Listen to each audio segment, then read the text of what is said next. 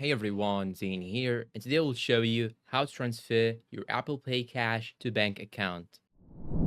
First, you'll need to open your iPhone. Then you should navigate to your wallet application. Once you open your wallet, you should scroll down till you get here this Cash Apple button. Click on it. And now you'll have to click on these three dots inside a circle on the top right side. Then click on Transfer to Bank. Now you'll have to input the amount of money that you would like to send. Here in my case, I will only send $10, and the new balance after I send the $10, I will only have $0. So simply type the amount, then hit next. And once you are all done, here you have some payment methods. You can go for instant transfer or 1 to 3 business days, and this will use your bank account. So simply I'll go for this one on the bottom. And now you'll have to enter your routing number and the account number. After you finish, simply click on transfer on the top right side.